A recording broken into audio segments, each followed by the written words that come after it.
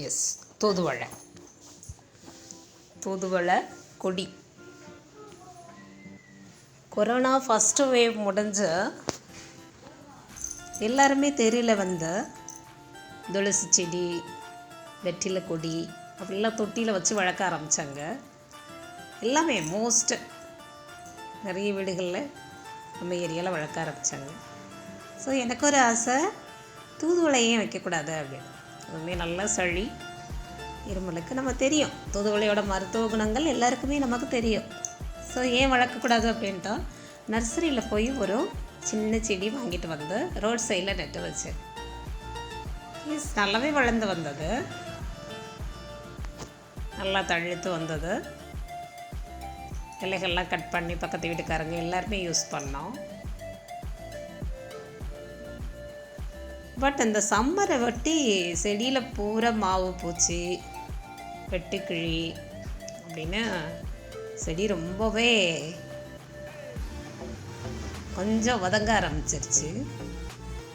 நானும் அங்கே இங்கே சேனல்ஸ்லாம் பார்த்து எவ்வளோ ரெமெடிஸ் ப்ரிப்பேர் பண்ணி கொடுத்துமே செடி வாடியே தான் இருந்தது. பட் இந்த ஆடி ஆவணி மாத சீசனில் கொஞ்சம் காற்று மழை சின்ன சின்னதாக சாரல் அப்பப்போ விழுந்துட்டு இருந்ததால் செடி மறுபடியும் நல்லா துளிர் விட ஆரம்பிச்சது. வழக்கமாக எப்போவுமே ஒரு பூ அல்லது 2 பூ பூக்கும். அதுக்கே நான் ரொம்ப ஹாப்பியாவேன். வயலட் கலரில் அந்த க்ரீன் இலைகளுக்கு மத்தியில் அந்த பூ வந்து பழிச்சுன்னு இருக்கும். அந்த வீடியோவில் கூட அவ்வளோ கிளியராக இல்லை, நேரில் பார்க்குறப்போ நல்ல அது மட்டும் நல்லா துண்டை தெரியும், பார்க்குறதுக்கே ரொம்ப க்யூட்டாக இருக்கும். இன்றைக்கி செப்டம்பர் 4, இன்றைக்கி மார்னிங் ஜன்னல் வழி காலையில் எழுந்த உடனே பார்க்கும்போதே அவ்வளோ ஹாப்பியானேன். பிகாஸ் செடி பூரா பூ பூத்திருந்தது. மோர் தென் 5 or 6 அங்கங்கே நிறைய பூக்கள் ஒரே நாளில் இவ்வளோ பூத்தது இன்றைக்கி தான் ஃபர்ஸ்ட் டைம். ஸோ அதை பார்த்தப்போ எனக்கு ரொம்பவே ஹாப்பி. ரைட், ஒரு வீடியோவாக எடுத்துடலாம் அப்படின்ட்டு எடுத்துருக்குறேன். தூதுவளையோட மருத்துவ குணங்கள் நமக்கு நல்லாவே தெரியும். பூ, இலை, காய், பழம் எல்லாமே ஒன்றொன்றும் நம்ம சமையலுக்கு யூஸ் பண்ணலாம். மருத்துவ குணத்தோட நம்ம ஹெல்த்துக்கு ரொம்பவே நல்லது. எல்லா வகையிலையும் யூஸ் பண்ணலாம்.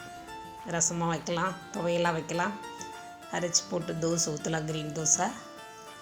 குழந்தைங்களுக்கு பிடிச்ச மாதிரி நெய்யில் வறுத்து கொடுக்கலாம், நிறைய பண்ணலாம். மருத்துவ குணம் இருக்கிறதுனால உடம்புக்கும் நல்லது. ரைட்டு. பட் இன்றைக்கி மார்னிங் எழுந்த உடனே ஜன்னல் வழியே பார்த்தப்போ எனக்கு அவ்வளோ ஹாப்பி. செப்டம்பர் 4 இன்றைக்கி ஒரே நாளில் மோர் தென் 6 கூடவே இருக்கும் பூத்தப்போ ரொம்ப ஹாப்பி ஆகிட்டேன். So today is a special day. Right, இது இன்னொரு நாளைக்கு கட் பண்ணி பூ ஒரு நாள் கூடுதலாகவே இருக்கும்னு நினைக்கிறேன். இருந்திருக்கு. இதுக்கு முன்னாடி பூத்த பூவெல்லாம் 1 or 2 days அப்படியே செடியில் இருக்கும். அதுக்கப்புறம் தான் காய் பிடிக்க ஆரம்பிக்கும். இன்னும் ஒரு காய் கூட இந்த செடியில் வரல, காய்க்கல, பழுக்கவும் செய்யலை. பூ இருக்கும், இருந்துட்டு அப்படியே உதிர்ந்துருது, அது என்னன்னு தெரியல. ரைட்,